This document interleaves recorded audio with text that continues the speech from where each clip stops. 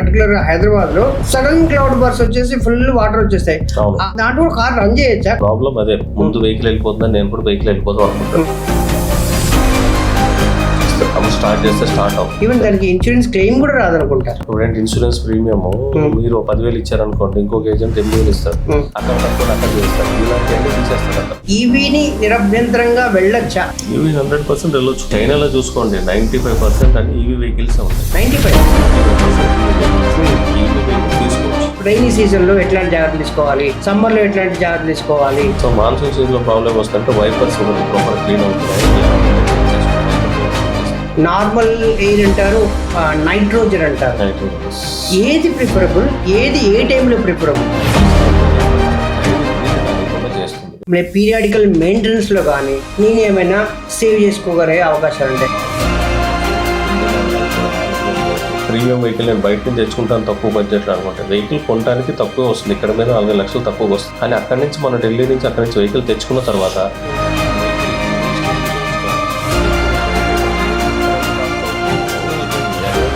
కార్లో సడన్ గా మంటలు వచ్చేసి చిక్కుకుపోయింది అని అంటారు. అంటే ఎందుకు అట్లా అయ్యే అవకాశాలు ఉంటాయి? దానికి ఏం జాగ్రత్తలు తీసుకోవాలి? ఫైర్ యాక్సిడెంట్స్ అవ్వటానికి కారణం ఫైర్ అయ్యే ఛాన్స్ ఉంటుంది. Welcome viewers, welcome to straight from the horse mouth podcast. దైనందిన జీవితంలో కార్ అనేది ఒక most important mobility device. So ఇప్పుడున్న హెక్టిక్ షెడ్యూల్లో టైం సేవ్ చేసుకోవాలి, ప్లస్ సొసైటీలో డిగ్నిటీ మెయింటైన్ చేయాలి అనే వాళ్ళకి ప్రతి ఒక్కళ్ళు కంపల్సరీ కార్ తీసుకుంటారు. ఈ కారు అనేది తీసుకునే టైం దగ్గర నుంచి, ఆ ప్లానింగ్ నుంచి, తర్వాత మెయింటెనెన్స్ గురించి, దాని తర్వాత చిన్న చిన్న అవుట్ స్టేషన్కి వెళ్ళేటప్పుడు, లాంగ్ డ్రైవ్స్కి వెళ్ళేటప్పుడు, లాంగ్ టూర్స్కి వెళ్ళేటప్పుడు తీసుకోవాల్సిన జాగ్రత్తల గురించి, ప్లస్ నేను 3-4 ఇయర్స్ కారు వాడాను, ఈ కార్ని నేను సెల్ ఆఫ్ చేసేసి నేను అప్గ్రేడ్ కార్కి వెళ్తాను, అట్లాంటప్పుడు నేను ఏమేం చేయాలి? లేదు ఒక బడ్జెట్ కన్స్ట్రెయింట్స్ ఉన్నప్పుడు నేను సెకండ్ హ్యాండ్ కార్ తీసుకోవాలంటే నేను ఎట్లాంటి జాగ్రత్తలు తీసుకోవాలి? యాక్సిడెంట్ అయిన వెహికల్స్ నేను కొనుక్కోకుండా ఉండాలంటే నేను ఎట్లాంటి పారామీటర్స్, ఎట్లాంటి జాగ్రత్తలు, ఏమేమి చూసుకోవాలి? ఇట్లాంటి ఎన్నో డౌట్స్ మన మదిలో మెదులుతూ ఉంటాయి. వీటన్నిటికీ మనకి ఆన్సర్ ఇవ్వటానికి, మన డౌట్స్ క్లారిఫై చేయడానికి ఈరోజు మన స్టూడియోలో రామభద్రరాజు గారు, founder of 7th Gear Automotive LLP, ఈరోజు మన స్టూడియోలో ఉన్నారు. నమస్కారం సార్. నమస్తే అండి. Thank you sir, thank you so much for your time. Thank you, sir. So we will go through various questions, which will enable my viewers to have their doubts solved. So our doubts anni clarify చేసుకుంటే they can take an informed decision. So యూజువల్గా ఒక family హెడ్గా, ఒక ఫ్యామిలీకి, ఒక car యూజర్కి, ఒక car ఓనర్కి ఎన్నో డౌట్స్ ఉంటాయి సార్. సో ఈరోజు మీ 2 decades ఆఫ్ ఎక్స్పీరియన్స్లో మా వ్యూయర్స్కి మీ అనుభవం ద్వారా కొన్ని ఆన్సర్స్, కొన్ని సొల్యూషన్స్ మేము ఎక్స్పెక్ట్ చేస్తున్నాం సార్. Okay sir. సో మామూలుగా కార్ షోరూమ్కి వెళ్ళగానే ఆ క్లారు, ఆ షోరూమ్, ఆ గ్లిటర్స్ అవన్నీ చూసి అరే ఇది బాగుంది అనిపిస్తుంది. కొత్తగా చూడగానే ఎవరికైనా బాగుంది అనిపిస్తుంది. లేదా నా ఫ్యామిలీ మెంబర్లు ఎవరో, మా తమ్ముడు కారు కొనుక్కున్నాడు, నా ఫ్రెండ్ కారు కొనుక్కున్నాడు, అదే బాగుంది కదా, అదే కొనుక్కుంటే బాగుండు అని అనిపిస్తాం. ఆల్రెడీ ఉంది కదా, నా ఫ్రెండ్ వాడుతున్నాడు కదా, అది బాగానే ఉంది కదా అని టెంప్ట్ అయ్యే అవకాశం ఉంది. మామూలుగా కారు కొనాలి అని ఒక నిర్ణయానికి వచ్చినప్పుడు ఎట్లాంటి పారామీటర్స్ బట్టి ఏ కార్ తీసుకోవాలి అంటే ఒక్క నిమిషం నేను వెనక్కి తగ్గి నేను డిజైన్ చేసుకొని ఇది నా రిక్వైర్మెంట్స్ ఏ విధంగా మీరు చెప్తారు? ఇప్పుడు మనం కార్ తీసుకోవాలనుకుంటే మన రిక్వైర్మెంట్ ఏంటి? యాక్చువల్గా మనం ఏ వెహికల్ కావాలి, ఫస్ట్ మన బడ్జెట్ ఒకటి సెలెక్ట్ చేసుకోవాలి. అసలు మన బడ్జెట్ ఎంత, రోజు ఎన్ని కిలోమీటర్స్ డ్రైవ్ చేస్తాం, కిలోమీటర్ రన్నింగ్, సిటీ పర్పసా అంటే ఆఫీస్కి వెళ్ళి రావటానికా, లేకపోతే వీకెండ్స్లోనా, లాంగ్ జర్నీ వెళ్ళటానికా, ఆ పర్పస్ని బట్టి బండి తీసుకోవాలి. ఓకే. ప్లస్ ఏంటంటే ఫ్యూచర్స్, ఇప్పుడు అన్ని వెహికల్స్లో కూడా అన్ని ఫీచర్స్ వస్తున్నాయి. ఆల్మోస్ట్ ఫీచర్స్ వైజ్ ప్రతి వెహికల్లో కూడా టాప్ ఫీచర్సే ఉన్నాయి. అన్ని ఎంట్రీ లెవెల్ దగ్గర నుంచి ఆల్మోస్ట్ ఎంట్రీ లెవెల్ నుంచి అడాస్ సిస్టమ్ కూడా ఆల్మోస్ట్ అన్నింటిలోనే, అన్ని మోడల్స్లోనే ఉన్నాయి. బట్ బేసిక్ మోడల్ కాకుండా మిగతా వెహికల్స్ అన్నింటిలోనే. దానివల్ల సపోజ్ రెగ్యులర్గా ఒక రోజుకి 50 కిలోమీటర్స్ లోపల తిరిగేటట్టు అయితే కనుక go for normal petrol vehicle. Minimum 50 kilometres, above 50 kilometres ఉన్నప్పుడు ఈవీ వెహికల్స్కి వెళ్ళొచ్చు. ఇప్పుడున్న per day 50 and above kilometre తిరిగేటట్టు ఈవీ. ఎస్, నెలకు ఒక 1500 నుంచి 2000 కిలోమీటర్లు తిరిగేటప్పుడు దానికన్నా ఎక్కువ తిరిగితే బెటర్. మరి 500 కిలోమీటర్లు, ఒక 1000 కిలోమీటర్స్ ఉంటే petrol vehicle better. Okay okay. Plus ఇంకోటి మనం బడ్జెట్ని బట్టి మోడల్స్ కానీ చాలా ఇంతకు ముందు అంటే ఆప్షన్ తక్కువ ఉండేది, ఇప్పుడు అన్నింటిలోనే ఆప్షన్ ఎక్కువ ఉంది. ఆటోమేటిక్గా మీరు టెస్ట్ డ్రైవ్ చేసుకుని అప్పుడు బండి సెలెక్ట్ చేసుకోండి. షోరూమ్కి వెళ్ళి 2-3 డీలర్స్లో 2-3 మోడల్ సెలెక్ట్ చేసుకోండి. చేసుకున్న తర్వాత అప్పుడు మనకి ఏది సూట్ అవుతుంది సో దాన్ని బట్టి. మైలేజ్ కూడా important. At the same mileage, service availability and maintenance, ఈ 3 ఇంపార్టెంట్ మనకి. Mileage, service availability and maintenance cost. అంటే ఒక్కొక్క కార్కి ఒక రకంగా మెయింటెనెన్స్ పడే అవకాశాలు ఉంటాయి. ఉంటుంది, ఎగ్జాక్ట్లీ. మ్యానుఫ్యాక్చరింగ్ బట్టి, మోడల్ బట్టి ఉంటుంది మనకి. ఆ స్పేర్ పార్ట్స్ కాస్ట్ బట్టి దాన్ని బట్టి ఉంటుంది. మనం తీసుకునే కానీ సర్వీస్ సెంటర్ దగ్గర ఉందా లేదా, సర్వీస్ అవైలబిలిటీ కూడా చూసుకోవాలి కదా. ఓకే, అంటే సర్వీస్ అవైలబిలిటీ ఓన్లీ ఇప్పుడు హైదరాబాద్ లాంటి మహానగరంలోనే, లేకపోతే అవుట్ సైడ్ ఆఫ్ హైదరాబాద్ అంటే నేషనల్ హైవేస్లో కానీ, డిస్ట్రిక్ట్ హైవేస్లో, స్టేట్ హైవేస్లో మనం రెగ్యులర్గా ఎక్కడ ట్రావెల్ చేస్తాము మన యూసేజ్ని బట్టి. సిటీలో అనుకోండి, సిటీలో అయితే అన్ని డీలర్షిప్స్ దగ్గరే ఉంటాయి, ప్రాబ్లం లేదు.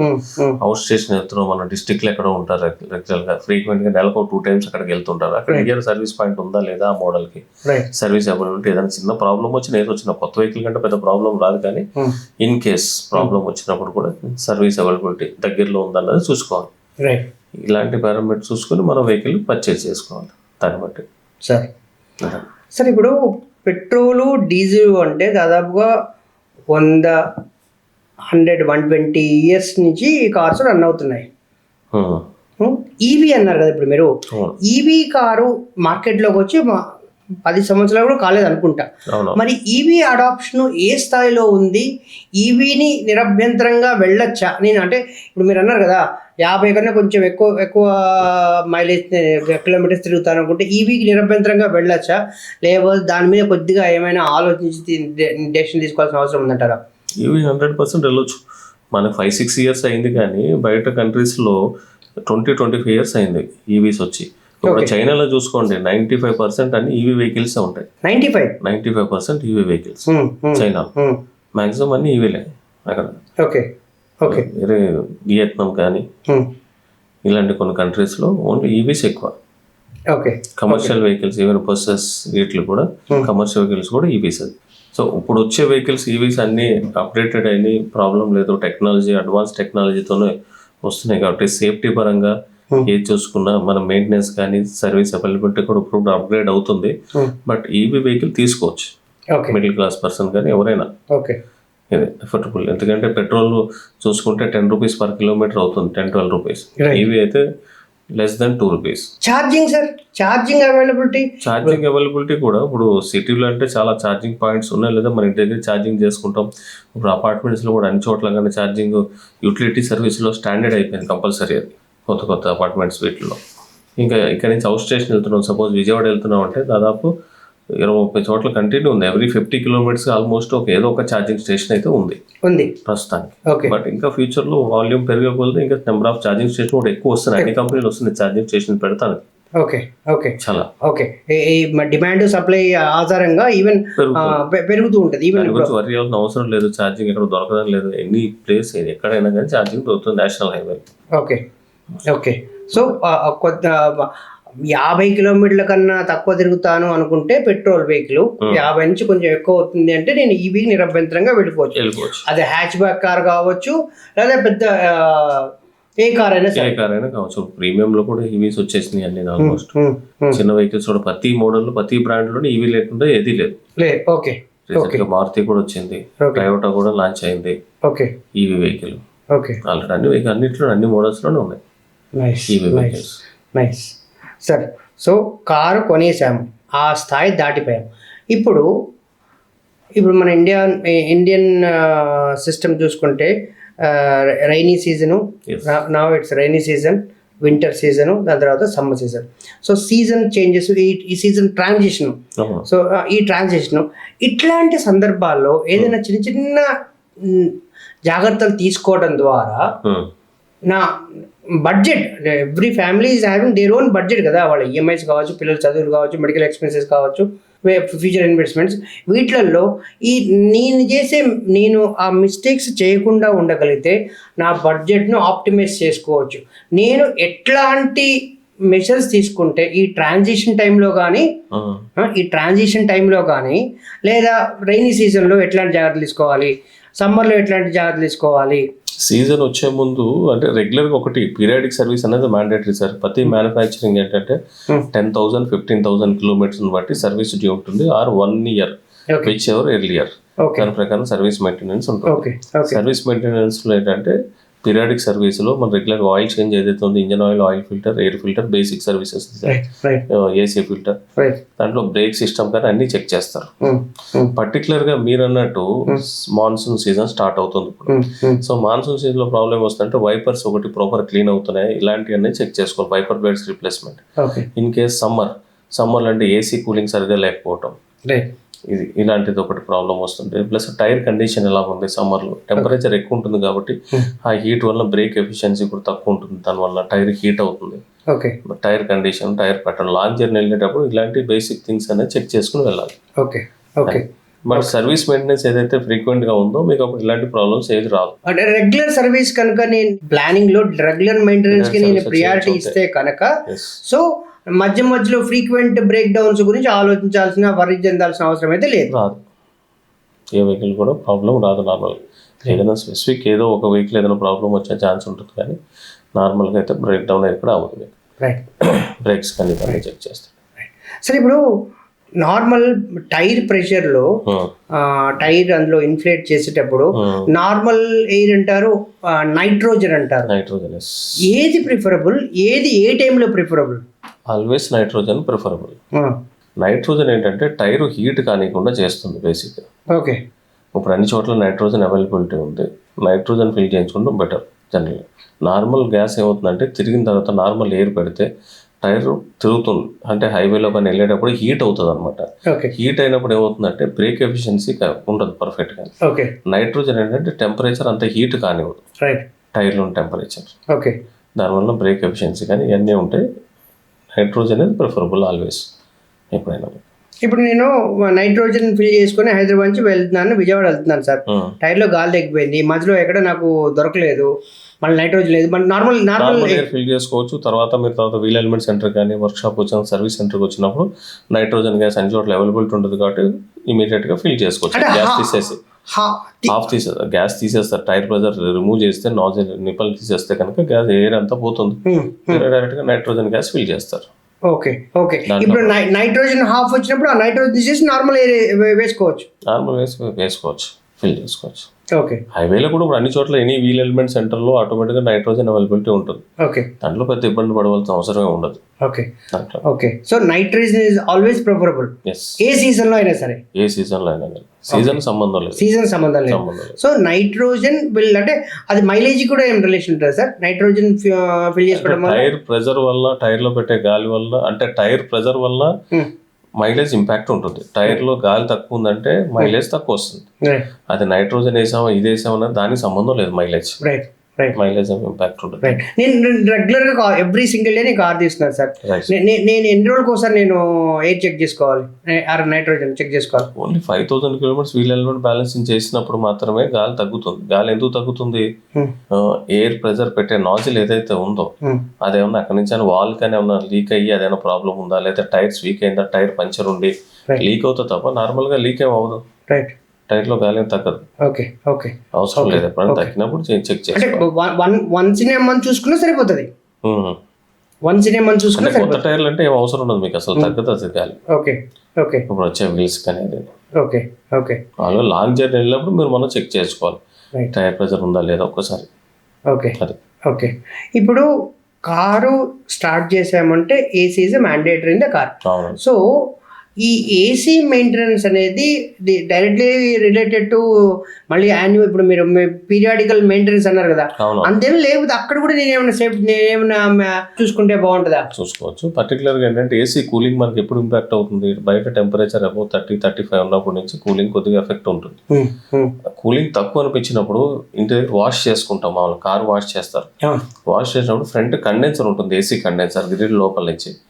అక్కడ ఒకసారి ఎయిర్ కానీ వాటర్ కానీ కొడితే అది ఎంత క్లీన్ ఉంటే ఆటోమేటిక్ కూలింగ్ ఎఫెక్ట్ అంత పర్ఫెక్ట్గా వస్తుంది. అంటే దాని ముందు కండెన్సర్ వస్తుంది. కండెన్సర్ దేనికి ఇస్తాడు? టెంపరేచర్ కంట్రోల్ చేయడం కోసం. ఏసీ గ్యాస్ అన్నది లిక్విడ్ ఫామ్ నుంచి గ్యాస్ ఫామ్ లో కన్వర్ట్ అవడం కోసం అది ఉంటుంది, ఆ సిస్టమ్ ఉంటుంది. అది క్లీన్ ఉండాలి ఎప్పుడు. అది ఎంత క్లీన్ ఉంటే కూలింగ్ ఎఫెక్ట్ అంత బాగుంటుంది, కంప్రెసర్ మీద లోడ్ పడదు, కంప్రెసర్ లైఫ్ ఎక్కువ వస్తుంది దానివల్ల. సో కార్ బానెట్ ఓపెన్ చేసి దాని మీద వాటర్, బానెట్ ఓపెన్ చేయాల్సిన అవసరం లేదు, ఓన్లీ డైరెక్ట్ గా బంపర్ మధ్యలో గ్రిల్ ఇస్తాడు.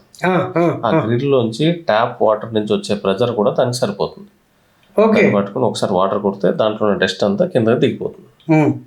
నార్మల్ ఫ్రంట్ గ్రిల్ నుంచే. ఎస్ ఫ్రంట్ గ్రిల్ నుంచి. వాషింగ్ అయి చేసినప్పుడు కూడా చాలా మంది ఏం చేస్తారంటే కొద్దిగా ఎయిర్ కొట్టేసి వాటర్ కూడా క్లీన్ చేస్తారు. క్లీన్ చేసినప్పుడు కూడా నీట్గా అయిపోతుంది. మెయిన్ ఏసీలో చెక్ చేసుకుంది అది ఒకటే, అది ఎలా మెయింటైన్ చేసుకుంటే సరిపోతుంది చేయించుకున్నప్పుడు. ఇప్పుడు కారు కొన్న తర్వాత కారు ఇంటీరియర్స్ మీద కూడా చాలా మందికి ఇంట్రెస్ట్ పెరిగిపోయింది సార్. దాని మీద కూడా చాలా మనీ ఖర్చు పెడుతున్నారు. అవునవును. సో అది కారు పర్ఫార్మెన్స్ కానీ మైలేజ్ కానీ ఏం సంబంధం లేదు. దానికి సంబంధం ఓన్లీ కంఫర్ట్ గురించి. మన సీట్ కవర్ దేనికి వేయించుకుంటాం? క్లాత్ కవర్ వేయించుకోవచ్చు, ప్యూర్ రెగ్జిన్ వేసుకోవచ్చు, లెదర్ వేయచ్చు, దాన్ని నాపా లెదర్ వేయచ్చు, దాంట్లోని ఆర్టిఫిషియల్ లెదర్ వచ్చింది, చాలా రకాలు, చాలా వెరైటీస్ ఉంటాయి బడ్జెట్ని బట్టి. అది 4,000 రూపాయల నుంచి 1,00,000-1,50,000 వరకు సీట్ కవర్లు రేంజ్ ఉంది. మీరు వేయించుకునేది మన కెపాసిటీని బట్టి, దాన్ని బట్టి. That is only for the luxury, nothing to do with only for luxury, but comfort, sitting comfort గురించి. సీట్ లో కూర్చొని మనం కంఫర్ట్ ఫీల్ అవ్వాలి. నార్మల్ రెగ్జిన్ అనుకోండి జారిపోతుంటే అంత కంఫర్ట్ ఉండదు. సో అది ప్యూర్ మంచి క్వాలిటీ వేసుకుంటే బాగానే ఉంటుంది. ఓన్లీ కంఫర్ట్ గురించి మాత్రమే, దానికి మైలేజ్ సంబంధం లేదు. So all interiors they are only for car టైంలో మనం ఎలా ఉండాలనుకుంటున్నాము దాని గురించి అది మనం చూసుకుంటే సరిపోతుంది. అవునండి సార్, ఒక కారు ఓనర్గా నాకు ఏదైనా బేసిక్స్ తెలిస్తే, నాకైనా బేసిక్ పారామీటర్స్ రెగ్యులర్గా ఏదైనా నేను చిన్న విషయాలను నేర్చుకుంటే నా కారు లాంజివిటీని కానీ పీరియాడికల్ మెయింటెనెన్స్లో కానీ నేను ఏమైనా సేవ్ చేసుకోగలిగే అవకాశాలు ఉంటాయి. ఏమైనా బేసిక్స్. నేను full time I might not be full time technician. అంటే యాజ్ ఎ కార్ ఓనర్ కింద మనం చేయవలసింది ఏంటంటే, కంపెనీ షెడ్యూల్ ఏదైతే ఉందో కంపెనీ షెడ్యూల్ ప్రకారం ఏంటంటే పీరియాడిక్ సర్వీస్ ఒకటి చేయించుకోవాలి, మెయిన్ ఇంపార్టెంట్ అదొకటి. ఇంకా మనం వెహికల్ గురించి మనం ఏం తెలుసుకోవాలి, లోపల డాష్ బోర్డింగ్ బండి ఆన్ చేయగానే లోపల లైట్స్ ఏం వస్తున్నాయి, మాల్ ఫంక్షన్స్ ఏమైనా వస్తున్నాయా, అంటే సింబల్స్ ఏమేమి సింబల్స్ ఉన్నాయి, క్లస్టర్లో డాష్ బోర్డ్ లోపల స్పీడోమీటర్ లోపల లైట్స్ ఉంటాయి. మాల్ ఫంక్షన్ లైట్ ఒకటి వస్తుంది, engine oil light, hand brake light, ఇవన్నీ ఏంటి, అది ఎందుకు వస్తుందా, బేసిక్ దేనికి ఎందుకు వస్తుందన్న తెలుసుకోవాలి మనం. అదొకటి సరిపోతుంది. ఏ మాత్రం ఇప్పుడు వచ్చే వెహికల్స్ ఏదన్నా ఎలక్ట్రికల్ ప్రాబ్లమ్ ఇష్యూ ఉందంటే ఆటోమేటిక్గా లైట్ చూపిస్తుంది. రెడ్ కలర్ చూపిస్తుంది. ఎస్, ఆరెంజ్ కలర్ ఏంటంటే మాల్ ఫంక్షన్ లైట్ చూపిస్తుంది ఏ వెహికల్ అయినా. రెడ్ కలర్ ఏంటంటే ఆయిల్ కానీ బ్యాటరీ కానీ ఏదైనా ప్రాబ్లం ఉందంటే ఆ లైట్ చూపిస్తుంది. ఎప్పుడైతే రెడ్ కలర్ లైట్ చూపించిందో ఇమీడియట్ గా సర్వీస్ సెంటర్ తీసుకెళ్ళటం కానీ వెహికల్ ఆఫ్ చేయడం మంచిది. అక్కడే ఇంజన్ ఆయిల్ లైట్, ఆయిల్ లేకపోయినా, టెంపరేచర్ ఓవర్ హీట్ అయినా, ఫ్యాన్ తిరగకపోయినా మీకు ఆటోమేటిక్గా లైట్ చూపిస్తుంది. అది మీకు లైట్స్ ఫంక్షన్ వరకు. నెక్స్ట్ మీరు టైర్ పంచర్ అయితే కనుక టైర్ ఎలా మార్చుకోవాలి ఇవి చెక్ చేసుకోవాలి. టూల్ కిట్స్ ఉన్నాయా లేవా, అంతకు మించి ఇంకా చెక్ చేసుకునేది ఏముండదు. అదే సార్, మీరు టైర్ పంక్చర్ ఎలా చేసుకోవాలి, నా పర్సనల్ ఎక్స్పీరియన్స్. ఒకసారి రిలీజియస్ టూర్కి వెళ్ళాము.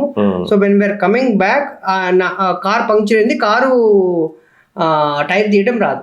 సో 20 minutes నేషనల్ హైవే కాబట్టి సరిపోయింది. కాబట్టి రోడ్డు మీద వెళ్ళే వాళ్ళని రిక్వెస్ట్ చేసి ఒక DCM అతను వచ్చేసి అతను నాకు హెల్ప్ చేశాడు. దాని తర్వాత నేను కారు టైర్ ఎలా మార్చాలో నేను నేర్చేసుకున్నాను. మళ్ళీ నెక్స్ట్ ట్రావెల్ ఒకసారి అది ఇంటీరియర్ రోడ్లోకి తీసుకెళ్ళింది మ్యాప్. సో అప్పుడు అక్కడ 10-15 minutes నేను మార్చుకున్నాను. సో అది నేర్చుకోవడం ద్వారా I have save lots of time. అక్కడ లేకపోతే నేను ఇరుక్కుపోయేవాడిని. సో టైర్ పంచర్ మీరు నేర్చుకున్నారు కానీ ఆ టైంకి ఏంటంటే మన దాంట్లో టూల్స్ కూడా ఉన్నాయో లేవో కూడా చెక్ చేస్తారు. టూల్స్ ఉండాలి, టూల్స్ ఉండాలి. అవి లేదనుకోండి లారీ డ్రైవర్ అయినా ఎవరు వచ్చినా కానీ ఏం చేయలేరు. జాక్ లేదు ప్లస్ అందులో జాక్ రాడ్ లేకపోయినా, వీల్ స్పానర్ లేకపోయినా, ఓకే, ఈ 3 ఇంపార్టెంట్ బండిలో చెక్ చేసుకోవాలి. ఓకే ఓకే, చెక్ చేసుకుంటే మనకి ఆ ప్రాబ్లం ఉండదు మీకు. Okay okay. లాంగ్ డ్రైవ్కి వెళ్ళేటప్పుడు ఇప్పుడు మన సొసైటీలో లాంగ్ డ్రైవ్ అంటే 3 రోజులు సెలవులు వస్తున్నాయి, 4 రోజులు హాలిడేస్ వస్తున్నాయి, లేదా ఫెస్టివల్ టైంలో ఈవెన్ 4-5 డేస్ ఒక 2-3 రోజులు లీవ్ పెట్టుకుంటే I can have 1 week travel schedule. అట్లాంటి టైంలో నేను కారు గురించి నేను ఎట్లాంటి సేఫ్టీ మెజర్ తీసుకుని so that my entire focus, my entire time I will spend on the holiday that I want to enjoy rather than depending upon my car breakdown. చేయాలంటే only periodic సర్వీసే regular ఉండాలి. వెళ్ళేటప్పుడు మీరు check చేస్తుంది spare wheel Jack rod ఉందో ఒకటి check చేసుకుంటే సరిపోతుంది. టైర్ ప్రెజర్ ఒకటి, బేసిక్ థింగ్స్, స్మాల్ ఫంక్షన్స్ ఏం వస్తున్నాయి ఏంటన్నది దేని గురించి ఒక నాలెడ్జ్ ఉంటే సరిపోతుంది. ఒకసారి బానెట్ లేపిన తర్వాత ఏ ఆయిల్ ఎక్కడ పోయాలి, ఏదన్నా break down suppose in case radiator ఏదన్నా హిట్ అయ్యి ఏదన్నా అయింది, కూలెంట్ టాప్అప్ చేసుకోవాలి, వాటర్ టాప్అప్ చేయాలి, ఎక్కడ చేయాలి అన్నది. కూలెంట్ కంటైనర్ ఏంటి, వైపర్ కంటైనర్ ఏంటి, ఇంజిన్ ఆయిల్ కంటైనర్ ఎక్కడ ఉంటుంది, బ్రేక్ ఆయిల్ కంటైనర్ ఎక్కడ ఉంటుంది, ఆ బేసిక్ థింగ్స్ అన్నది తెలియాలి. అది అంటే అది అవసరం ఉంటుందని కాదు, బట్ ఏదైనా ఎమర్జెన్సీలో ఇప్పుడు ఆయిల్ కొంటారు, ఆయిల్ కొన్న తర్వాత ఎక్కడ పోసుకోవాలి, ఆయిల్ ఏమో తక్కువైంది రన్నింగ్లో.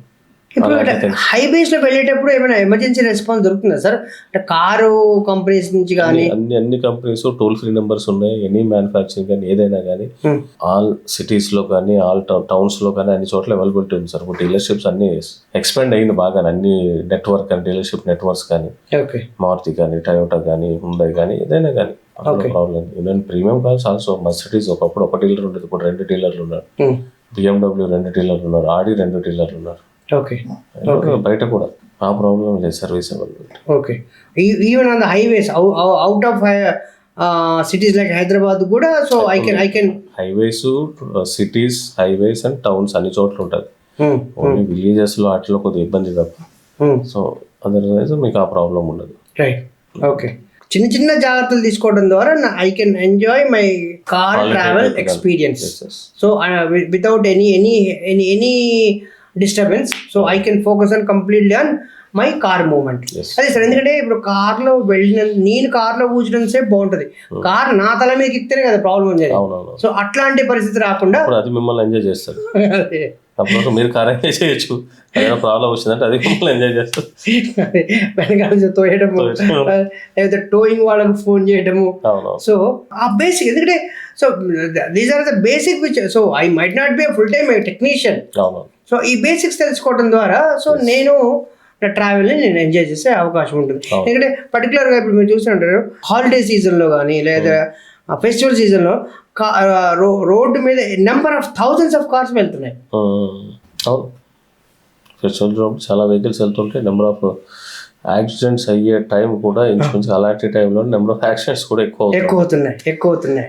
సో ఎవరికైనా ఊరు వెళ్ళాలంటే కంగారుగా బండి నడుపుతుంటారు, నేను ముందెళ్ళిన ఉద్దేశంతో జనరల్గా అది కేసు. ఇన్సూరెన్స్ కంపెనీస్ కూడా లాస్ట్ ఇయర్ కూడా ఇలాంటి హాలిడేస్ సీజన్లోనే క్లైమ్స్ ఎక్కువ అవుతుంది, వాళ్ళ దగ్గర డేటా కూడా ఉంది యాక్చువల్గా. ఓకే, హాలిడే సీజన్లో క్లైమ్స్ ఎక్కువ వస్తున్నాయి because of the accidents. Okay, so చిన్న జాగ్రత్తలు తీసుకోవడం ద్వారా నా కారు మంత్లీ బడ్జెట్ మెయింటెనెన్స్ కానీ బ్రేక్ డౌన్స్ లేకుండా చూసుకోవచ్చు. ఫర్దర్ గా నా కారు యొక్క దాని ఏజ్ కూడా పెంచుకోవచ్చు, ఎక్కువ కాలం మనం యూజ్ చేసుకోవచ్చు. ఇవి ప్రతి ఒక్కళ్ళు ఇవి తెలుసుకుంటే సో వాళ్ళ బడ్జెట్ వాళ్ళ చేతిలో ఉంటుంది, లిమిట్ లో ఉంటుంది, వాళ్ళకి కావాల్సిన విధంగా కార్ని యూజ్ చేసుకోవచ్చు అంటారు. సార్, ఇప్పుడు నాకు కొత్త కారు కొనే స్తోమత లేదండి. I want go for a second hand car. Is it a good idea to buy a second hand car? Definitely, budget బట్టి. కొత్త కార్ అంటే నేను వెళ్ళి షోరూమ్ లో కొనుక్కుంటా సార్, డైరెక్ట్ గా వెళ్ళి షోరూమ్ లో కొనుక్కుంటాను. షోరూమ్ అనేది ఒక ఆథరైజ్ డిస్ట్రిబ్యూటర్, దాంట్లో ఏమి. సెకండ్ హ్యాండ్ కార్ అంటే అది యాక్సిడెంట్ కార్ కావచ్చు, లేదా అక్కడ ఏమైనా దానికి సంబంధించిన స్పేర్ పార్ట్స్ కానీ అవన్నీ ఒక కామన్ మ్యాన్ గా, ఒక లే మ్యాన్ గా నాకు అదంతా తెలియదు కదా సార్. ఎట్లా నేను కొత్త వెహికల్ కాకుండా సెకండ్ హ్యాండ్ ఎందుకు కొనుక్కోవాలి? ఫస్ట్ ఆఫ్ ఆల్ జనరల్ ఎవరు కొనుక్కుంటారు second hand? First time car owners ఎవరైతే ఉన్నారో న్యూ వెహికల్ కి కన్నా సెకండ్ హ్యాండ్ వెహికల్ కి వెళ్ళడానికి ప్రిఫర్ చేస్తారు. ఓకే. ఒకటి బడ్జెట్, ఇంకొకటి ఏంటంటే డ్రైవింగ్ కూడా అంత పర్ఫెక్ట్గా రాదు కాబట్టి బండికి ఏమైనా అవుతుంది, కొత్త వెహికల్ అయితే ఎక్కువ లాస్ అవుతామన్న ఉద్దేశంతో సెకండ్ హ్యాండ్ వెహికల్కి వెళ్తారు. సెకండ్ హ్యాండ్ వెహికల్స్కి వెళ్ళేటప్పుడు కూడా బడ్జెట్ ప్రకారంగా మనం లోకల్లో కూడా బయ్యర్స్ ఉన్నాయి, సెకండ్ హ్యాండ్ వెహికల్స్ దొరుకుతాయి. కొంతమంది అవుట్ స్టేషన్ కూడా బండి తెచ్చుకుంటారు. కొంతమంది ప్రీమియం వెహికల్స్ ఇలాంటివి ఏంటంటే బయట నుంచి స్టేట్స్ నుంచి అంటే ఢిల్లీ నుంచి ఇలాంటి చోట్ల నుంచి కూడా వెహికల్ తెచ్చుకుంటుంటారు. ఓకే. అంటే ఒక్కొక్క స్టేట్లో ఒక్కొక్కలాగా ఉంటుంది లైఫ్ అన్నది, వెహికల్ లైఫ్. ఓకే. ఇప్పుడు మనకి 15 years వెహికల్ లైఫ్. అదే ఢిల్లీలో ఎన్సీఆర్లో పర్టికులర్గా మాక్సిమం 10 years కన్నా ఎక్కువ ఎన్సీఆర్లో ఎలా లేదు అసలు. ఓకే. ఢిల్లీ అది అబౌట్ 2000 cc అయితే 7 years దాటిన తర్వాత ఎన్సీఆర్లోకి ఎలా లేదు. గురుగావ్ కానీ ఇటు బయట యూపీలో కానీ ఇక్కడైనా నడిపించుకోవాలి. ఓకే. సో అలాంటి కండిషన్లు ఏంటంటే అక్కడి నుంచి వెహికల్స్ తక్కువగా వస్తాయి. అంటే మరి చిన్న వెహికల్ అక్కడి నుంచి తెచ్చుకుంటాం వేస్ట్, కానీ పెద్ద వెహికల్ తెచ్చుకోవచ్చు. సపోజ్ అది పక్కన పెట్టండి. ఇప్పుడైతే మనం హైదరాబాద్ లోకల్ మార్కెట్లో యూజ్డ్ వెహికల్స్ కొనుక్కోవాలి. అది ఎలా కొనాలి, ఎవరి దగ్గర కొనుక్కోవాలి? అది నార్మల్గా ఏంటంటే సర్టిఫైడ్ యూజర్ కార్ డీలర్ దగ్గర తీసుకుంటాం ప్రిఫరబుల్. అయితే డీలర్స్ నుంచి వచ్చిన యూజర్ కార్ ట్రూ వాల్యూలు కానీ మారుతిలో అయితే కనుక యూజర్ కార్స్ ఏదైతే ఉన్నాయో అన్ని చోట్ల ఉన్నాయి ఇలాంటి సర్టిఫైడ్స్. అలాంటి మిగతా కొన్ని సర్టిఫైడ్ కార్స్ మాత్రం తీసుకోవాలి. లోకల్ ఎక్కడ పడితే అక్కడ తీసుకుంటే ఇబ్బంది. ప్లస్ అంటే వెహికల్ కూడా తీసుకునే ముందు ఎవరితో చెక్ చేయించుకునే వెహికల్ ఇంజన్ కండిషన్ ఎలా ఉంది, ట్రాన్స్మిషన్ ఎలా ఉంది, suspension, brakes, accident vehicle non accident vehicle. అది ఈరోజు రేపు ఏంటంటే ఇప్పుడు వర్క్షాప్లో ఎవరైనా చెక్ చేస్తారు అనుకో. ఇన్ కేస్ మా వర్క్షాప్లో ఏంటంటే మేమే దానికి ఒక చెక్ లిస్ట్ ఉంది, 30 point చెక్ లిస్ట్ ఉంటుంది. దాన్ని చెక్ చేసి మన కస్టమర్కి రిపోర్ట్ ఇస్తాం. ఈ వెహికల్లో ప్రాబ్లం ఏంటి, ఏం చేయాలి దీంట్లో, అంటే ఇంజన్ ఎలా ఉంది, కండిషన్ ఎలా ఉంది, సస్పెన్షన్ ఎలా ఉంది, ఎలక్ట్రికల్ ఇష్యూస్ ఏమైనా ఉన్నాయా, స్కాన్ కూడా చేస్తారనమాట. అందులో అండర్ బాడీ ఏమైనా రస్ట్ వచ్చిందా, యాక్సిడెంట్ వెహికల్, పిల్లర్స్ ఏమైనా మార్చారా, అప్రాన్ ఏమైనా మార్చారా, ఇవన్నీ మనం చెక్ చేసి ఒక రిపోర్ట్ ఇస్తాం అనమాట.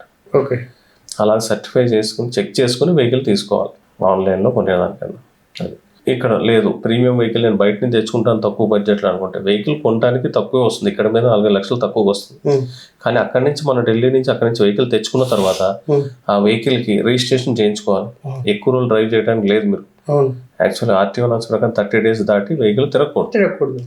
అక్కడి నుంచి ఎన్ఓసి తీసుకుని ఇక్కడ మీరు రిజిస్ట్రేషన్ చేసుకోవాలి. అక్కడ నుంచి ఎన్ఓసి తెప్పించుకొని ఇక్కడ లోకల్ ఆర్టీఓ ఆఫీస్ ఎక్కడైతే ఉందో అక్కడ చేయించుకోవాలి. దానికి ట్యాక్స్ పే చేయవలసి వస్తుంది. ఇప్పుడు అంటే ఢిల్లీ బోర్డుతో నేను హైదరాబాద్ రన్ చేయకూడదు సార్? రన్ చేయకూడదు, legally it's not possible. Compulsory మళ్ళీ నేను లోకల్ నేమ్ చేయించుకోవాలి. నేమ్ ప్లేట్కి వచ్చేసేయాలి విదిన్ 30 days. అది మళ్ళీ కాస్ట్ అయ్యే అవకాశం ఉంటుంది. అప్పుడు ఏమవుతుంది అంటే అక్కడ ఎంత కాస్ట్ అవుతుందో ఇక్కడ హైదరాబాద్ కొనుక్కుంటే ఎంత అవుతుంది, ఇంచుమించు పెద్ద వేరియేషన్ ఉండదు. జనరల్ మళ్ళీ అక్కడి నుంచి ఎన్ఓసి రావాలి, ఎన్ఓసి వచ్చిన తర్వాత ఎన్ని రోజులు పడుతుంది, ఇవన్నీ టైం తీసుకుంటారు. మా అంటే ఒక 10% వేరియేషన్ రావచ్చు యాక్చువల్ చెప్పాలంటే, అంత మించి వేరియేషన్ ఉండదు. ఎవరికి బెనిఫిట్ అంటే ఇక్కడ రిజిస్ట్రేషన్ చేసుకోకుండా తిరుగుతుంటారు కొంతమంది అదే నెంబర్ ప్లేట్ మీద, వాళ్ళకి బెనిఫిట్ అంటే ఆ విధంగా వర్కౌట్ బెనిఫిట్ అవుతుంది తప్ప నార్మల్గా అది లీగల్ కి కూడా ఇబ్బంది. అది ఆర్టీఓలు ఎక్కడో చోట పట్టుకుంటారు, రేపు ప్రాబ్లం. అది కొంతమంది ఏంటంటే ట్రావెల్ ఫ్రీక్వెంట్ గా స్టేట్స్ కంటిన్యూ తిరుగుతూనే ఉంటారు. అలాంటి వాళ్ళు మేనేజ్ చేసుకోగలరు తప్ప లోకల్ అది సజెస్టబుల్ కాదు, యూజర్ కాదు. లోకల్ పర్చేజ్ చేయటమే బెటర్, ఆల్వేస్ బెటర్. అంత రిస్క్ తీసుకోలేరు మిడిల్ క్లాస్ పర్సన్ ఎవరు కూడా.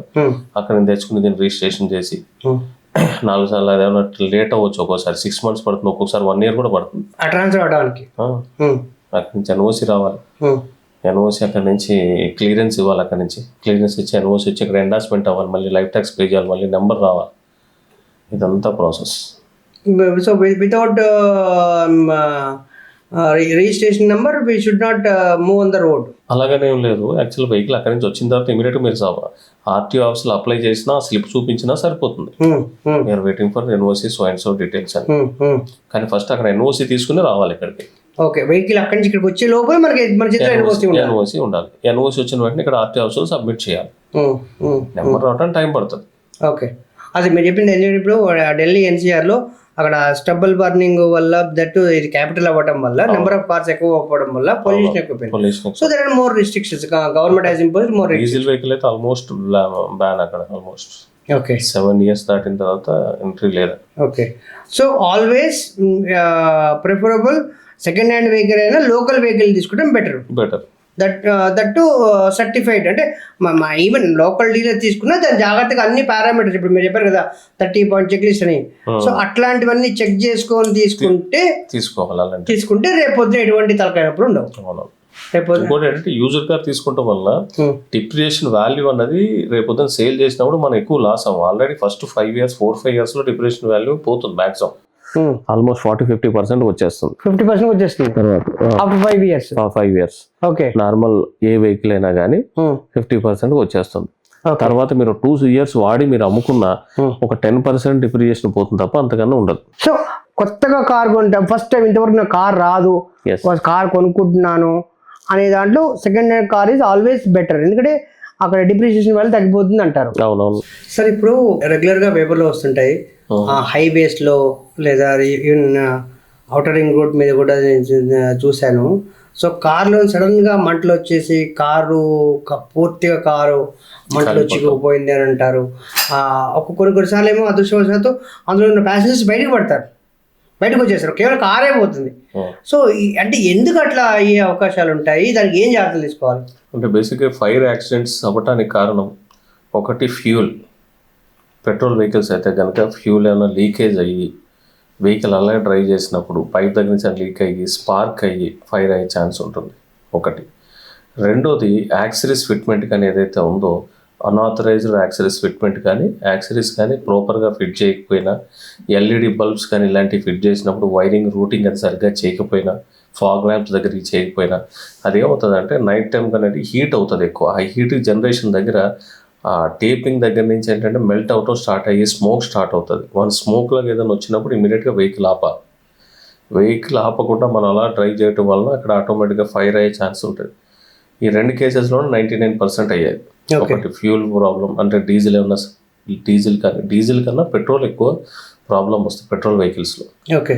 పైప్ కట్టే పెట్రోల్ లీక్ అయిందంటే స్పార్క్ ఇమీడియట్గా ఫైర్ క్యాచ్ అయిపోతుంది ఆటోమేటిక్గా. ఓకే.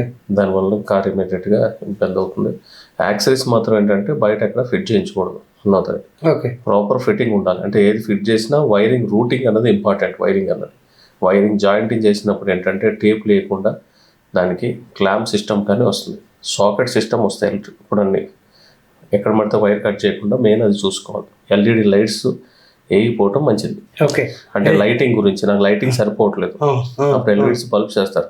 ఎల్ఈడి బల్బ్ వల్ల ఏంటంటే ఎల్ఈడి ఎక్కువ హీట్ జనరేట్ చేయదు, బట్ ఎక్కడైతే వైరింగ్ చేసి ఆ రూటింగ్ దగ్గర ఉంటుంది కదా అది ఏమన్నా ఆల్టరేషన్ చేస్తే problem. Plug and socket system వస్తుంది ఇప్పుడు అన్ని మోస్ట్లీ. అలాంటివి వేసినప్పుడు ఇబ్బంది రాదు మీకు జనరల్. అంటే ప్రాపర్ గా యాక్సరీస్ లో ఫిట్టింగ్ చేయించాలి. అంటే ఇప్పుడు ఎల్ఈడి లైట్ కూడా అగైన్స్ట్ ఆర్టీఏ రూల్స్ అనేది చెప్తుంటారు. అంటే ఎక్కువ లైటింగ్ అది 230 watts 270 watts ఇలాంటి లైటింగ్ వస్తుంది. మామూలు కంపెనీతో వచ్చిందంటే 50 watts యాజ్ పర్ రికమెండెడ్ 50/60 55/60 అది. కానీ ఏంటంటే దాని ప్లేస్ లో మనం 100/90 వేస్తాం. ఇలాంటి ఎక్కువ బల్బ్స్ వేయటం వల్ల మీకు as per RTO as per recommended కాదు, కొన్ని సిటీస్లో ఆల్రెడీ ఆ బల్బ్స్ వేస్తే వెహికల్స్ సీజ్ చేయడం కూడా జరుగుతుంది బెంగళూరు. దానివల్లనే ఫైర్ ఇలాంటివి జరిగాయి. ఇంకోటి ఏంటంటే ఏమాత్రం మాల్ ఫంక్షన్ ఏదైనా వచ్చినా క్లస్టర్లో మీకు లైట్లు చూపిస్తాయి. ఏదైనా మెయిన్ ఇంపార్టెంట్ అది. ఈరోజు వచ్చే వెహికల్స్ ఏదైతే స్పీడోమీటర్లో ఏదైతే లైట్స్ వస్తున్నాయో ఏదైనా అబ్నార్మల్గా ఉంటే వెహికల్ ఆపేసి ఒకసారి బానెట్ లేపి చెక్ చేసుకుంటాం మంచిది. ఓకే. ఇప్పుడు అన్నిటికీ అంటే అన్ని మాల్ ఫంక్షనింగ్ కి సెన్సర్స్ వచ్చేసినాయి సార్ కార్లలో? ఆల్మోస్ట్ అన్నిటికీ ఉంటుంది మాల్ ఫంక్షన్ లైట్ అయితే వస్తుంది. ఎనీ ఎలక్ట్రికల్ ఇష్యూ ఉంటే మాల్ ఫంక్షన్ లైట్ వస్తుంది, ఎంఐఎల్ లైట్ అంటారు దానికి. సపోజ్ ఆయిల్ లేకపోతే ఆయిల్ లైట్ బ్లింక్ అవుతుంది, బ్రేక్ అయితే బ్రేక్ లైట్ బ్లింక్ అవుతుంది. ఎనీ ఎలక్ట్రికల్ ఇష్యూస్ ఉంటే అందులో చూపిస్తాయి 99% అన్నీ వస్తాయి. లైట్ ఏబిఎస్ లైట్ కానీ ఏ లైట్ కానీ ఏదో ఉన్నాయి. కొన్ని వాటి వల్ల ఇబ్బంది ఉండదు. ఏబిఎస్ వల్ల ఏంటంటే బ్రేక్ సెన్సార్ సరిగ్గా పనిచేయదు తప్ప దానివల్ల వేరే ప్రాబ్లం రాదు. బట్ అలాగని మనం లైట్ తీసుకుంటాక లేదు, ఏదైనా ఇమీడియట్గా వర్క్ షాప్ తీసుకెళ్ళాలి, చెక్ చేయించుకుని రన్ చేయాలి. ఓకే. ఓకే. Okay sir. ఇప్పుడు ఇది ఫ్లడ్స్లో పోతాయి. ఫ్లడ్స్ వచ్చినప్పుడు సార్, ఫ్లడ్స్లో అంటే ఈవెన్ కారు అంటే ఇప్పుడు ఈవెన్ పర్టికులర్గా హైదరాబాద్లో సడన్ క్లౌడ్ బర్స్ వచ్చేసి ఫుల్ వాటర్ వచ్చేస్తాయి. దాంట్లో కూడా కార్ రన్ చేయొచ్చా? కార్ ఇప్పుడు ప్రాబ్లం అదే యాక్చువల్గా ఏంటంటే వాటర్ లో లాగిన్ అవుతుంది బండి. ఎక్కడ ఇప్పుడు రైనీ సీజన్ స్టార్ట్ అయింది, ఫ్లైఓవర్ దగ్గర కానీ ఎక్కడైనా వాటర్ స్టాగ్నేట్ అయిపోతుంది. ముందు వెహికల్ వెళ్ళిపోతుందని నేను కూడా వెహికల్ వెళ్ళిపోదాం అనుకుంటాను. ఫోర్స్ గా వెహికల్ ఆపకుండా వెళ్తే ప్రాబ్లం లేదు. ఎక్కడ మధ్యలో ఆగిందా ఎయిర్ ఫిల్టర్ లోకి వాటర్ వచ్చేస్తుంది. అప్పుడు స్టార్ట్ చేస్తే స్టార్ట్ అవుతుంది. నెంబర్ ఆఫ్ క్రాంక్ కొట్టవద్దు. ఒక వెహికల్ ఆగిపోయినా ఇబ్బంది లేదు. బండి ఇమీడియట్ గా ఏంటంటే వాటర్ లోంచి బండి మూవ్ చేసి సైడ్ పెట్టాలి బండి మనం పుష్ చేసి. అలాగని స్టార్ట్ చేయకూడదు. పుష్ చేసి బండి పక్కన పెడితే మేజర్ డ్యామేజ్ ఉండదు. కారు డ్రౌనింగ్ అయినా కూడా కార్ స్టార్ట్ చేయకూడదు. అంటే ఒక లెవెల్ వరకు వాటర్ వచ్చిన వెహికల్స్ మాత్రమే. ఫుల్ గా వాటర్ లాగిన్ అయిందంటే ఈసీఎం మోడల్స్ అయిపోతాయి, బాడీ కంట్రోల్ మోడల్స్ అన్ని పోతాయి. ఫుల్ అంటే ఎంత వరకు సార్? అంటే ఇప్పుడు dash board up to dash board వరకు వస్తే ఎలక్ట్రికల్ మోడల్స్ అన్ని పోతాయి కాబట్టి అది మేజర్ లాస్ అవుతుంది. తక్కువ లెవెల్ అంటే టైర్ కి ఆఫ్ లెవెల్, ఫుట్బోర్డ్ లెవెల్ వరకు వచ్చినప్పుడు బండి ఏంటంటే ఆగిపోతే బండి పుష్ చేయాలి తప్ప స్టార్ట్ చేయకూడదు. యాక్చువల్లీ ఈవెన్ ఫుట్ రెస్ట్ వరకు వచ్చినా కూడా బండి స్టార్ట్ చేయొద్దు. ఫుట్ రెస్ట్ వచ్చినా కానీ కొన్ని ఎయిర్ ఫిల్టర్ లో వాటర్ సక్ చేసే ఛాన్స్ ఉంటుంది. అవన్నీ క్లీన్ చేసుకుని ఫ్లష్ అవుట్ చేసి అప్పుడు మనం బండి స్టార్ట్ చేస్తే స్టార్ట్ అయిపోతుంది. ఓకే. ఈవెన్ దానికి ఇన్సూరెన్స్ క్లెయిమ్ కూడా రాదనుకుంటా. క్రాంక్ కొడితే ఇన్సూరెన్స్ క్లెయిమ్ రాదు. ఎక్కడ వరకు మునిగిందో అక్కడ వరకు వస్తుంది అంతే. ఓకే. ఆగిపోయిన తర్వాత మళ్ళీ దాన్ని స్టార్ట్ చేయడానికి ట్రై చేస్తే ఇంజన్ డ్యామేజ్ అవుతుంది, తెలిసిపోతుంది అది ఇంజన్ డ్యామేజ్. దానికి ఇన్సూరెన్స్ ఇవ్వడు. ఓకే. మామూలుగా ఎలక్ట్రికల్ ఇష్యూస్ ఏదైనా మాడ్యూల్స్ ఏమన్నా ఫ్లడ్ మునిగిని లేకపోతే బ్రేక్స్ క్లీనింగ్ కానీ కార్పెట్ క్లీనింగ్ కానీ ఇలాంటి అన్నిటికి ఏంటంటే ఇన్సూరెన్స్ క్లెయిమ్ చేసుకోవచ్చు. అదే ఇప్పుడు హైదరాబాద్ లో ప్రత్యేకంగా కొన్ని ఏరియాస్ లో అండర్ పాసేజెస్ ఉంటాయి. అక్కడ వాటర్ లాగింగ్ ఎక్కువ ఉంటుంది ఫుల్ హెవీ రైన్స్ అయినప్పుడు. సో ఆ రోడ్స్ లో ఎక్కడైనా దాదాపుగా కారు స్టక్ అయిపోయే అవకాశాలు ఉంటాయి. అలాంటి టైంలో వెహికల్ మూవ్ చేయకపోవడం వెళ్ళకపోవడమే మంచిది. ఇంకా లేటెస్ట్ వెహికల్ ప్రీమియం వెహికల్స్ కంటే పవర్ స్టీరింగ్ అన్ని కిందే ఉంటాయి. ఆ వెహికల్స్ ఎట్టి పరిస్థితుల్లోనే మూవ్ చేయకూడదు, వాటర్లోంచి వెళ్ళకూడదు.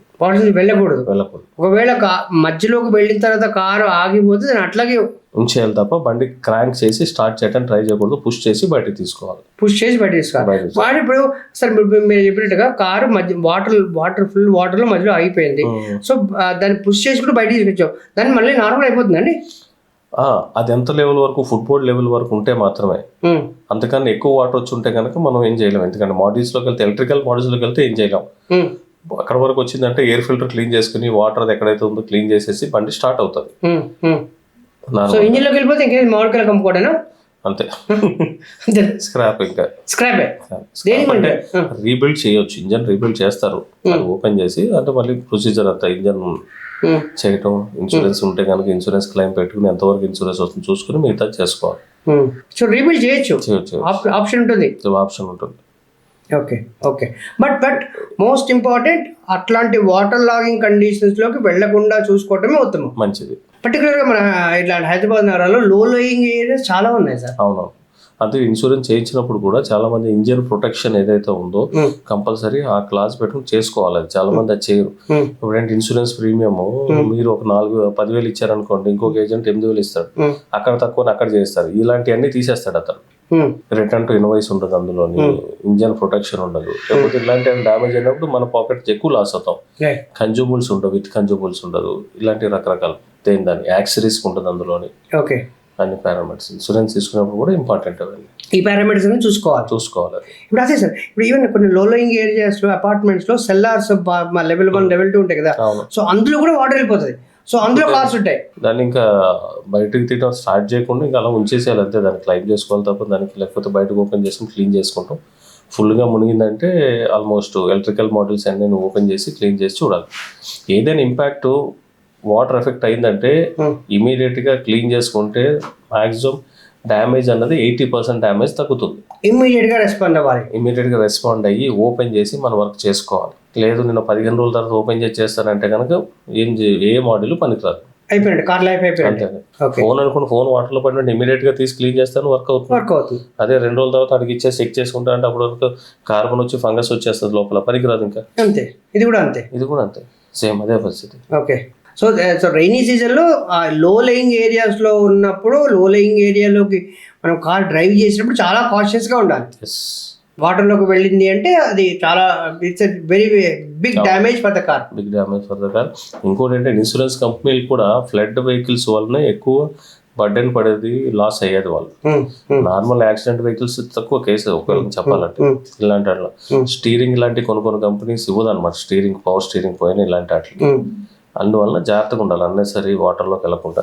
అది ఇన్సూరెన్స్ ఉంది కదా, నేను ఇన్సూరెన్స్ క్లెయిమ్ చేసుకుంటే కొంతమంది బేర్కి వెళ్ళిపోతుంటారు, అలా దానివల్ల. సో వాటర్లో సాహసాలు చేయకూడదు అంతే. సో కార్ జాగ్రత్తగా ఉండాలంటే అది మోస్ట్ ఇంపార్టెంట్. ఇంకొక విషయం సార్, ఇప్పుడు మనము డీజిల్ కానీ పెట్రోల్ కానీ కొట్టించేటప్పుడు ఎర్లీ మార్నింగ్ అవర్స్లో, నైట్ అవర్స్లో, అంటే డే టైంలో కాకుండా ఇట్లాంటి అంటే టెంపరేచర్ తక్కువ ఉన్నప్పుడు కొట్టిస్తే నాకు ఎక్కువ పెట్రోల్ వస్తుంది, ఎక్కువ డీజిల్ వస్తుంది అనే ఒక యాక్చువల్గా టెక్నికల్గా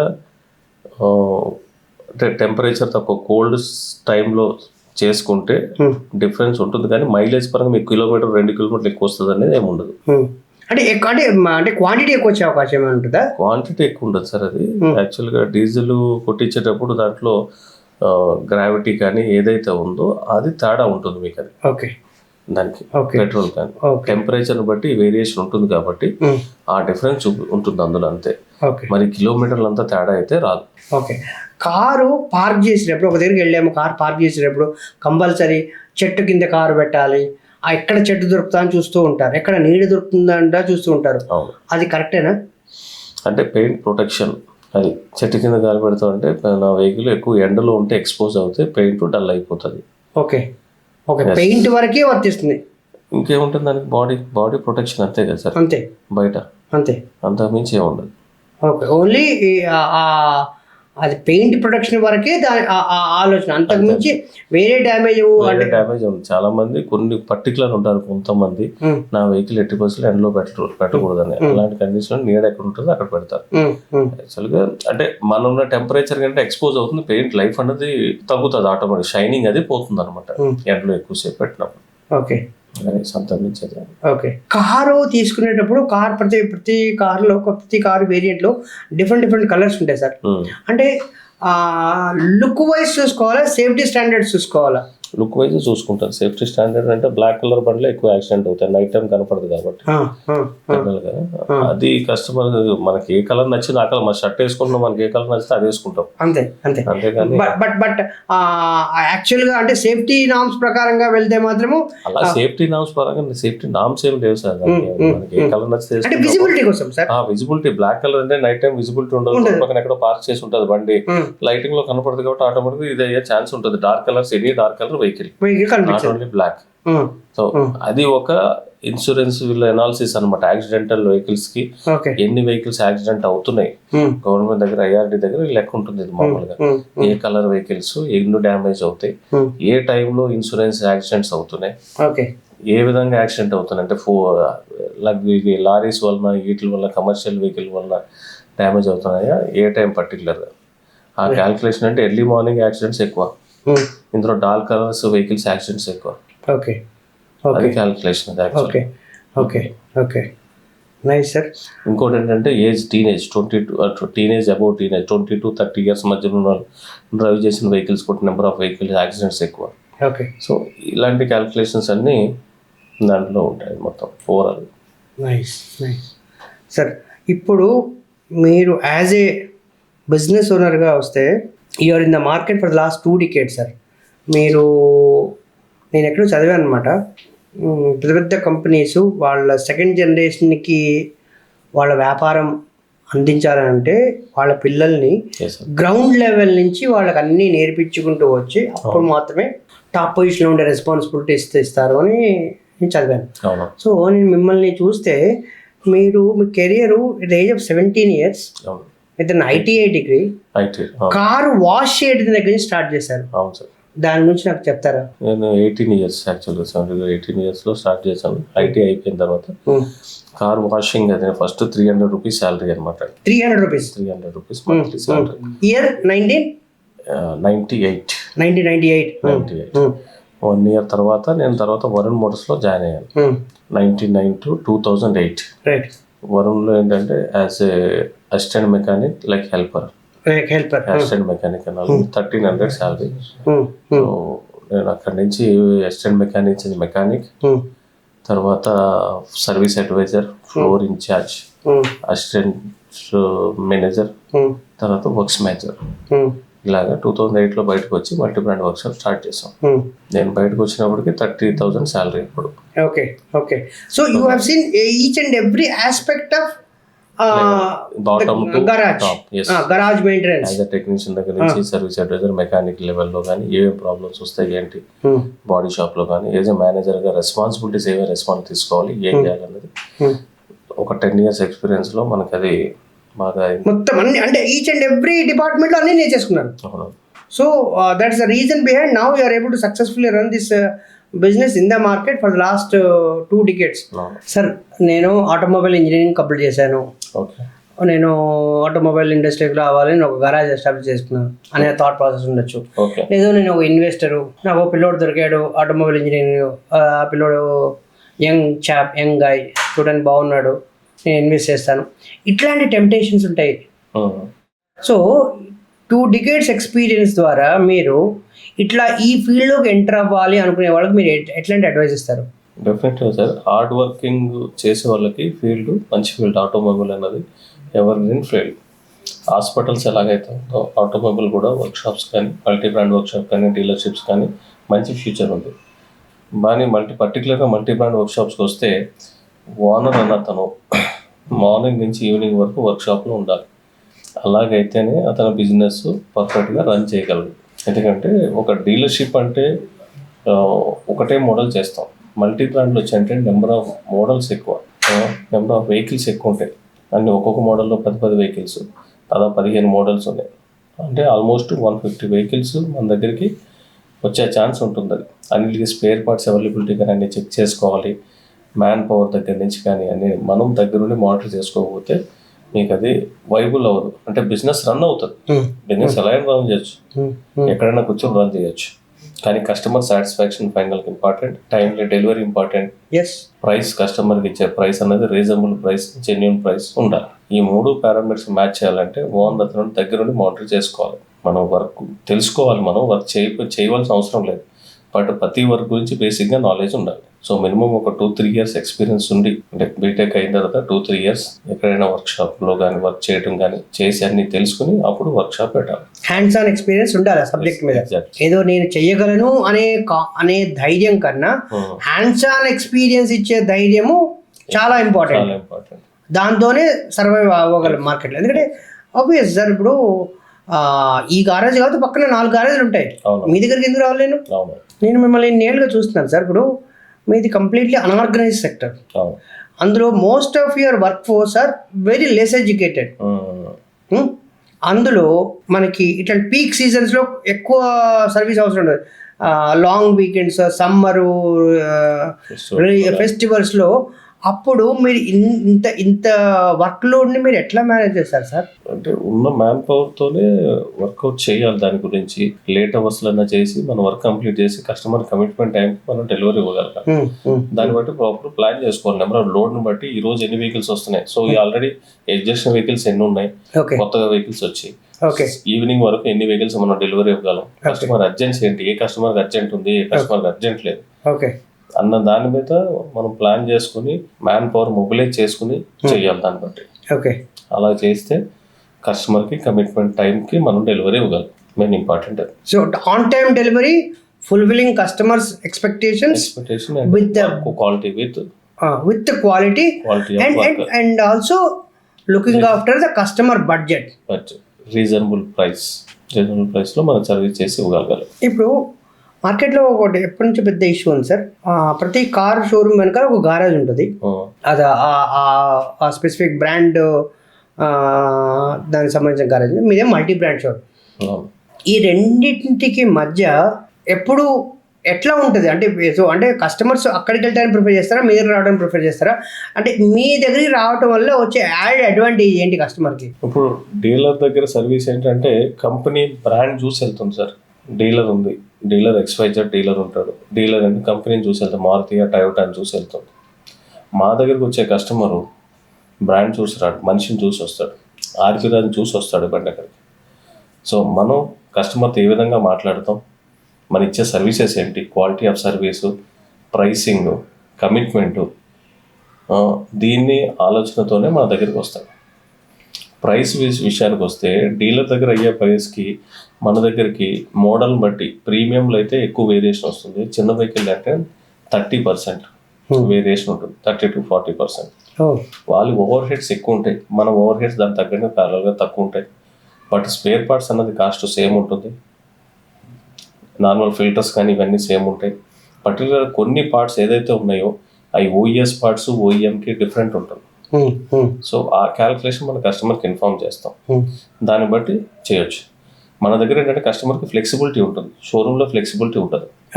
డీలర్ దగ్గర యాజ్ పర్ షెడ్యూల్ ప్రకారం వాళ్ళు చేస్తారు. నీకు నచ్చినట్టు నాకు నచ్చినట్టు చేయడానికి లేదు అక్కడ, యాజ్ పర్ OEM. మన దగ్గరికి వచ్చేది ఏంటంటే కస్టమైజేషన్ కానీ మోడిఫికేషన్ ఎలా కావాలి అలా చేయించుకోగలరు కస్టమర్ టేస్ట్ పరంగా.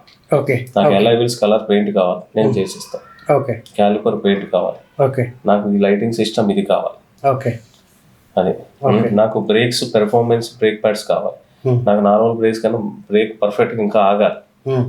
సో అవి అలాంటి ప్యాడ్స్, అలాంటి బ్రేక్ డిస్క్లు కానీ రోటర్స్ కానీ ఇవి మనం చేస్తాం.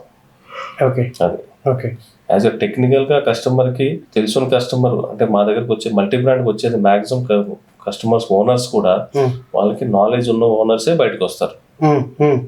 టెక్నికల్గా కార్ గురించి అవగాహన ఉండి నాకు ఇంకా బెటర్ పెర్ఫార్మెన్స్ కావాలి వాళ్ళంటే వస్తారు. లేకపోతే డీలర్ దగ్గర విసిగిపోయి బడ్జెట్ ఎక్కువైపోయి బిల్లు ఎక్కువైపోయి బయటకు వస్తారు. దాని గురించి ఈ రెండు కారణాలతోనే బయటకు వచ్చేది. ఈ మధ్య ఈవెన్ ఇన్సూరెన్స్ కంపెనీస్ కూడా మల్టీ బ్రాండ్ షోరూమ్ కి వెళ్ళండి అని ప్రిఫర్ చేస్తున్నట్టుగా విన్నాను సార్ మార్కెట్ లో. ఎందుకంటే వాళ్ళ దగ్గర షెడ్యూల్, ప్రతి ప్యానల్కి ఒక మ్యానుఫ్యాక్చర్ ఒక షెడ్యూల్ ఉంటుంది, వాళ్ళకి స్టాండర్డ్ OEM నుంచి షెడ్యూల్ ఉంటుంది, ఆ షెడ్యూల్ ప్రకారం ఇవ్వాలి. కానీ ఇన్సూరెన్స్ కంపెనీలు అన్నీ ఏంటంటే మోటార్ ఇన్సూరెన్స్ కంపెనీలు లాస్లో ఉన్నాయని చెప్పొచ్చు యాక్చువల్గా. సో వాళ్ళు ప్రిఫరబుల్ మల్టీ బ్రాండ్ ఎందుకు కన్వర్షన్ చేస్తారంటే వాళ్ళది ICR వాల్యూ కానీ దాన్ని తగ్గించడం కోసం, క్లైమ్ రేషియో కానీ తగ్గించడం, ప్రైస్ తగ్గించడం కోసం ఏంటంటే వాళ్ళు genuine multi brand work shops కి సజెస్ట్ చేస్తారు. అవి కూడా సర్టిఫైడ్ అనమాట, వాళ్ళు కూడా సర్టిఫికేషన్ ఇస్తారు. మన వర్క్ షాప్ ఏ వర్క్ షాప్కి వెళ్ళాలన్నది వాళ్ళు కూడా కొన్ని పారామీటర్స్ ఉంటాయి. ఇన్సూరెన్స్ కంపెనీ కూడా proper print booth, proper staff ఉండాలి, proper training, proper tools, infrastructure and space utilisation, ఇవన్నీ పారామీటర్స్ అన్ని చెక్ చేసుకుని వాళ్ళు కూడా ఇస్తారు. ఇన్సూరెన్స్ కంపెనీ కూడా ఈ వర్క్ షాప్ మన authorised multi brand insurance company నుంచి అన్న కండిషన్. దానివల్ల అప్పుడు అలా చేసిన తర్వాతే వాళ్ళు డైవర్ట్ చేస్తారనమాట. డైవర్షన్ అంటే కస్టమర్ ఇష్టం, ఫైనల్ గా customer is king, customer is God. Customer నేను ఎక్కడ చేయించుకుంటే అక్కడే చేయించుకుంటారు, కస్టమర్ ఎక్కడ నచ్చితే అక్కడే చేయించుకోవాలి. వాళ్ళు సజెస్ట్ చేస్తారు తప్ప వాళ్ళు డైరెక్ట్ గా డైవర్ట్ చేయడానికి customer inform only suggestion. Customer agree అయితే అక్కడికి వస్తాడు, ఎగ్రీ కావాలంటే అక్కడే చేయించుకుంటారు. దాంట్లో ఇబ్బంది ఉంది. దానివల్ల ఇన్సూరెన్స్ కంపెనీలు కొద్దిగా multi brand work shops, quality ఇచ్చే మల్టీ బ్రాండ్ వర్క్ షాప్స్కి వీళ్ళు సజెస్ట్ చేస్తారనమాట, కన్వర్షన్ చేయడానికి అని ట్రై చేస్తారు. నేను ఒక రిపోర్ట్ చూస్తూ ఉంటే సార్, ఇప్పుడు అమెరికా లాంటి వెల్ డెవలప్డ్ కంట్రీలో 80 to 90% ఆఫ్ ద పాపులేషన్స్కి కార్స్ ఉన్నాయి. చైనా లాంటి కంట్రీస్లో 23%, 30%. when it comes to India 4 to 7% మాత్రమే car owners, car penetration. So ఇది మంచి శుభ సంకేతమా? అంటే ఆటోమొబైల్ గ్రోత్ ఉంది, ఆటోమొబైల్ గ్రోత్ చాలా ఉంది ఇక్కడ, ఫ్యూచర్ ఉంది. ఇప్పుడు ఎవరైనా ఫస్ట్ ఎంప్లాయ్ కానీ జాబ్ ఇంజనీరింగ్ అయిపోతుంది సార్, జాబ్ చేస్తాడు, జాబ్ చేసిన తర్వాత ఫస్ట్ కారే కొంటున్నారు ఈరోజు రేపు, కారు తర్వాత ఇల్లు. ఫస్ట్ ఎవరికైనా 2-wheeler కారా ఏదో ఒకటి. మొబిలిటీ ఎక్కువైపోయింది కదా, మొబిలిటీ ఉండాలి, కార్ ఉండాలి. 100% గ్రోత్ ఉంది ఇండస్ట్రీలో చాలా గ్రోత్. అది అది ఈవీ అడాప్షన్ వచ్చినా కూడా ఈ గ్రోత్ అట్లాగే ఉంటుంది. ఇది సో కస్టమర్కి మంచి సర్వీస్ ఇవ్వగలను అనే ధైర్యం ఉండి సబ్జెక్ట్ మ్యాటర్ మీద గ్రిప్ ఉంటే కనుక ఒక ఎంప్లాయీకి కానీ ఒక బిజినెస్ ఓనర్ కానీ రాబోయే కాలంలో మంచి ఫ్యూచర్ ఉంటుంది automobile industry. At the same time ఏంటంటే ఇండస్ట్రీ ఎలా చేంజ్ అవుతుందో, టెక్నాలజీ ఎలాగ అప్గ్రేడ్ అవుతుందో మనకు కూడా ఆ విధంగా అప్గ్రేడ్ అవ్వాలి. అప్గ్రేడ్ అయిన వాళ్ళకి ఫ్యూచర్ ఉంటుంది. ఎప్పటికప్పుడు మార్పులు వస్తున్నాయి, కొత్త కొత్త కార్లు రిలీజ్ అవుతున్నాయి, కొత్త కొత్త ఫీచర్స్ వస్తున్నాయి. నెక్స్ట్ ఇప్పుడు ఈవీ నడుస్తుంది, ఈవీ నెక్స్ట్ 5 years తర్వాత హైడ్రోజన్ వెహికల్స్ రావచ్చు. సో ఆటోమేటిక్ గా దానికి డైవర్ట్ అవ్వాలి. సో దాని తగ్గట్టుగా మార్కెట్ పరంగా మనం వెళ్తాం. నేను ఏ వెహికల్స్ చేస్తాను, ఇదే చేస్తానంటే మార్కెట్ లో మనం అక్కడే ఉంటాం. మనం ముందు వచ్చిన వాళ్ళు పరిగెడతాం. ఓకే. సో కస్టమర్కి డోర్ స్టెప్ సర్వీస్ అందరూ ఇస్తున్నారా sir? Door pickup and dropping ఇస్తున్నారు. డోర్ స్టెప్ సర్వీస్ అన్నది అది అంత పర్ఫెక్ట్ ఇవ్వలేదు. అది యాక్చువల్గా అక్కడ వైపుల్ కాదు, ఇంత ఎక్విప్మెంట్ తోనే అక్కడ ఆ సర్వీస్ కస్టమర్ అవుట్పుట్ ఇవ్వలేదు. సర్వీస్ ఇవ్వచ్చు కానీ కస్టమర్ ఎక్స్పెక్టేషన్ తగ్గ అవుట్పుట్ అన్నది ఇవ్వడం. సో కస్టమర్ కూడా ఇంటి దగ్గరకు సర్వీస్ చేస్తే సాటిస్ఫాక్షన్ ఉంటుంది. మీరు ఏం చేసినా కానీ వర్క్ షాప్ వస్తే ఇన్ఫ్రాస్ట్రక్చర్ ఉంటుంది, లిఫ్ట్ ఉంటుంది, స్కానర్ ఉంటుంది, నా బండితో చేశారు. ఆ సాటిస్ఫాక్షన్ కస్టమర్ కూడా ఉంటుంది. యాక్చువల్గా మనం కూడా జెన్యున్ చెప్పాలంటే 100% అవుట్పుట్ అన్నది షోరూమ్లో ఏదైతే వర్క్ షాప్లో ఏదైతే అవుట్పుట్ ఇవ్వమో అది ఇవ్వలేము. But break down assistants, emergency assistants మాత్రం ఇవ్వగలగాలి. అది ఇంపార్టెంట్. అది ఎక్కడే, అది విత్ ఇన్ ద సిటీ కావచ్చు, outside of the city. So emergency assistants dealers ఇస్తాయి, మల్టీ బ్రాండ్ మేము ఇస్తాము, అందరూ ఇస్తారు. అది ఉందా సర్వీసెస్ ఉన్నాయి. పికప్ అండ్ డ్రాపింగ్ ఫెసిలిటీ కానీ pickup and drop and any kind of emergency break down service, assistant service, break down, okay, attending or break down assistant service, okay, including toeing, everything including toeing. Fuel and diesel అయిపోయింది, petrol అయిపోయింది, insurance కంపెనీలు కూడా ఉన్నాయి, break down అది provide చేస్తున్నాయి. Okay, okay, surrounding 50 kilometers range ఎంతో break down service కూడా ఉంది. Okay, RSA, road side assistance. Okay, road side assistance లో ఈవెన్ ఫ్యూయల్ కూడా సప్లై చేస్తారు విత్ ఇన్ 50 kilometers రేడియస్ లో. అది అన్ని కంపెనీలు, కొన్ని కంపెనీలు ప్రొవైడ్ చేస్తున్నాయి. ఓకే, ఓకే, అంటే కార్ టు కార్ అంటే లేకపోతే company to company, insurance company. Okay, and premium. ఇప్పుడు ఇన్సూరెన్స్ కంపెనీ కూడా 2 నీ దగ్గర ఎందుకు చేయించాలి, వేరే కంపెనీ 2 కంపెనీల నుంచి కాంపిటీషన్ లో, దాని గురించి వాళ్ళు ప్రొవైడ్ చేస్తున్నారు. Okay, road side assistance. Okay sir, నేను మీ గురించి తెలుసుకుంటున్నప్పుడు మీరు you are also into racing. So మీరు అంటే అది are you passionate about racing or else, అంటే మీ దగ్గర కార్ ఫ్లీట్ ఉందా ఎట్లా? అంటే ఆటోమొబైల్ ఫీల్డ్లోకి రావడానికి ప్యాషన్ తోనే మనం వచ్చాం. దీంట్లో డబ్బులు సంపాదించిన దాని గురించి కాకుండా మెయిన్ ఆ ప్యాషన్ ఉంది కాబట్టి మనం ఫీల్డ్లో దిగి దాని గురించి చూస్తున్నాం. లాస్ట్ 4-5 years నుంచి మేము ఏంటంటే ఈ రేసింగ్ కార్స్కి చాలా వెహికల్స్కి మనం సర్వీస్ ఇచ్చాం, సర్వీస్ ప్రొవైడర్ అట్లా. సో అంటే మోడిఫికేషన్ దగ్గర కానీ, ట్యూనింగ్ దగ్గర నుంచి కానీ, అప్గ్రేడేషన్ దగ్గర నుంచి కానీ, సస్పెన్షన్, బ్రేక్ సిస్టమ్ కానీ అప్గ్రేడేషన్ దగ్గర కానీ మనం చాలా వెహికల్ చేస్తాం. అది దాంతో లాస్ట్ 1 year నుంచి మనం కూడా పార్టిసిపేట్ చేసే ఉద్దేశంతో మనం కూడా అందులో ఇన్వాల్వ్ అయ్యాం. Actually recently circuit race and track race లో ఇన్వాల్వ్మెంట్ మనం చేస్తున్నాం ఈ మధ్య రీసెంట్ గా. లాస్ట్ ఇయర్ 2025 లో మనం ఒక రేస్ కూడా పార్టిసిపేట్ చేస్తాం. అందులో 2000 cc మనకు కూడా ఒక కప్ కూడా వచ్చింది. సర్క్యూట్ రేస్ లో ఫస్ట్ సర్క్యూట్ రేస్ యాక్చువల్ గా. అంటే మనం చేస్తున్నాం కాబట్టి మనకి పెర్ఫార్మెన్స్ ఎలా ఇంప్రూవ్ అవ్వాలి ఏంటన్నది మనకు తెలుసు అంతా క్లియర్ గా. సో డైరెక్ట్ గా ఇన్వాల్వ్ అయ్యి చేయటం మాత్రం ఫస్ట్ టైం. సో మనకు కూడా బెస్ట్ ఎక్స్పీరియన్స్. అది ఫ్యూచర్ లో టీమ్ డెవలప్ చేస్తున్నాం, ఆల్రెడీ టీమ్ చేస్తున్నాం, దాని మీద వర్క్ చేస్తున్నాం. నెక్స్ట్ 20 years లో ఒక బెస్ట్ టీమ్ అనేది తీసుకొస్తాం దానికి. అనదర్ బిజినెస్ అనదర్ ప్యాషన్ తో చేసేది. అది పార్ట్నర్ నవీన్ రెడ్డి అని ఉన్నారు యాక్చువల్ గా. ఆయన already national champion track race లో, 2000 cc సేమ్. BMW అది మనం బిల్డ్ చేసిన బండి, BMW 3 Series, fastest vehicle in India ఇప్పుడు ప్రజెంట్. ఆ వెహికల్ అనమాట. ఆయనతో కలిసి మనం చేస్తున్నాం యాక్చువల్లీ. దాని గురించి సెపరేట్ వర్క్ షాప్ కూడా బిల్డ్ చేస్తున్నప్పుడు నెక్స్ట్ 6 months లో రెడీ అవుతుంది. ఓన్లీ దీని గురించే కస్టమైజేషన్, పెర్ఫార్మెన్స్, డయాగ్నోసిస్ దీనికి సంబంధించి, అంటే రొటీన్ సర్వీసెస్ కాకుండా దీని మీద కాన్సన్ట్రేషన్ యాక్చువల్లీ. అంటే మార్కెట్ ఉంది, మనం కూడా చూస్తున్నాం యాక్చువల్గా. దాని గురించి న్యూ జనరేషన్ వెహికల్స్ కానీ వీటికి డెఫినెట్గా మంచి మార్కెట్. ఇంకో ట్యూన్ చేయడం అంటే మనం ఏదో ట్యూన్ తీసుకొచ్చి దాన్ని కాపీ పేస్ట్ చేయడం కాదు. Vehicle performance, vehicle condition check చేసి మనం దాని పారామీటర్స్ తగ్గట్టు కింద మనం మ్యాప్ రాస్తాం అనమాట. అంటే ఆ వెహికల్కి అది సూటబుల్ అవుతుంది. పలానా వెహికల్కి పోలో వెహికల్కి ఉన్న స్టాండర్డ్ తీసుకొచ్చి అన్నిటికి వేస్తే కనుక సెట్ అవుతుంది. పెర్ఫార్మెన్స్ అవుట్పుట్ మనం అనుకున్నంత అవుట్పుట్ రాదు. దీనికి ఏంటంటే మనకి ఎలాగ రావాలి, వెహికల్ తగ్గట్టు కింద మనం మోడిఫై చేయాలి. సో దాని మీదే వర్క్ చేస్తున్నాం యాక్చువల్గా. So your passion is moving to various directions within the automobile industry. Yes, definitely. Automobile గా వేరే దానికి మనం చేయలేం. సార్ మీరు ట్రాన్స్మిషన్ ఈ ఏరియాలో మీరు ఎక్స్పర్ట్ అని విన్నాను. అవునన్నాను. Automatic transmission, DSG gear box కానీ ఏదైతే ఉన్నాయి, అంటే ట్రాన్స్మిషన్స్ చాలా ఉన్నాయి యాక్చువల్గా. మాన్యువల్ ట్రాన్స్మిషన్ ఒకటి, ఏఎంటీ ఆటోమేటిక్ ట్రాన్స్మిషన్ ఒకటి, సివిటి ట్రాన్స్మిషన్ ఒకటి, డిఎస్జి గేర్ బాక్స్. పర్టికులర్గా డిఎస్జి గేర్ బాక్స్ అని ఏంటంటే యూరోపియన్ వెహికల్స్ అన్నింటిలో డిఎస్జి గేర్ బాక్స్ ఇస్తారు ఆల్మోస్ట్. అంటే particular Volkswagen, Audi, Volkswagen group అన్ని ఆల్మోస్ట్ అవే గేర్ బాక్స్లు ఉంటాయి.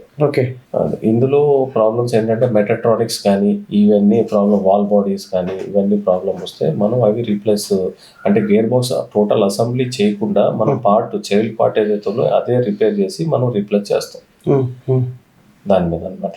అది మళ్ళీ పోలో, ర్యాపిడ్ ఏమవుతాయంటే ట్రాఫిక్ కండిషన్స్కి, మన ట్రాఫిక్ కండిషన్స్ ఎక్కువ, బయట కంట్రీలో కన్నా మనకు ఎక్కువ కంప్లైంట్స్ వస్తున్నాయి.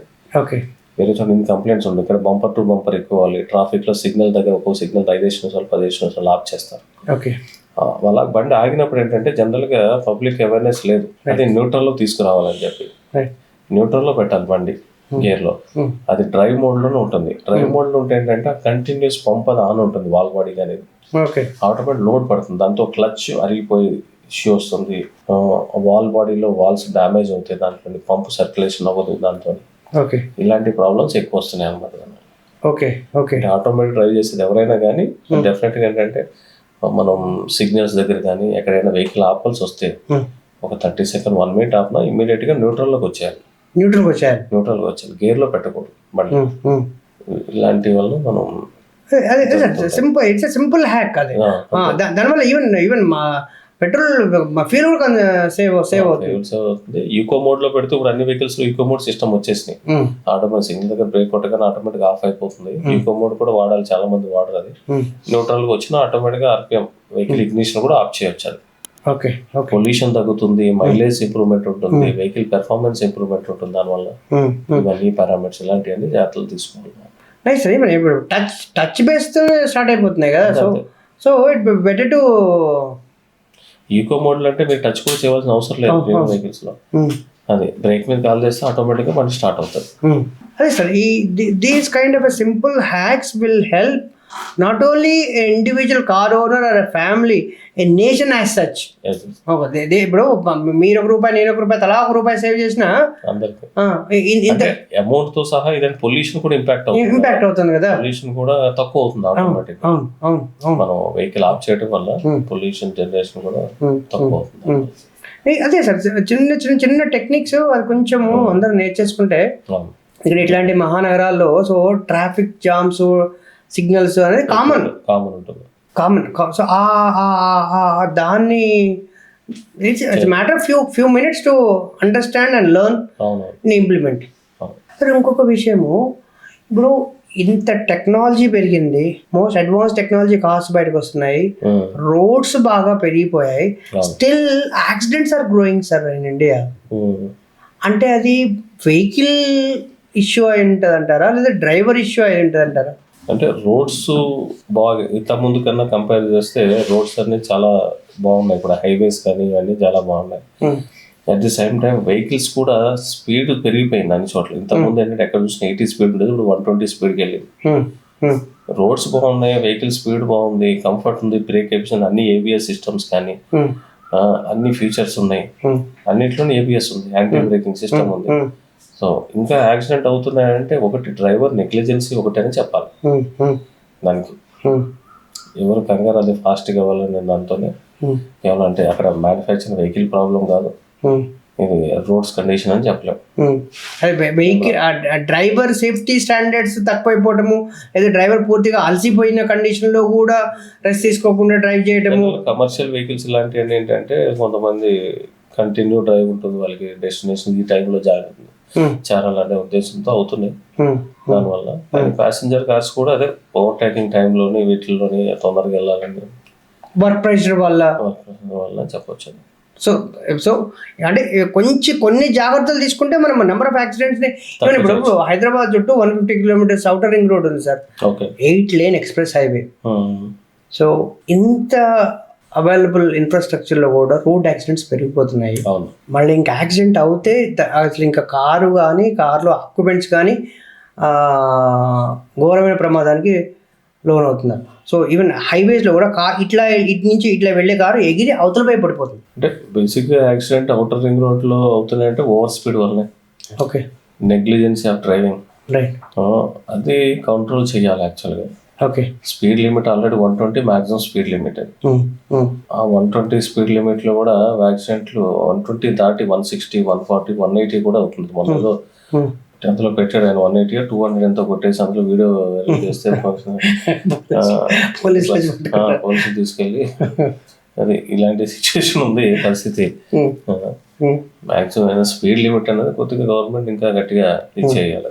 So it's not about infrastructure, it's not about vehicle performance, it's purely about the driver. Exactly, అంతే.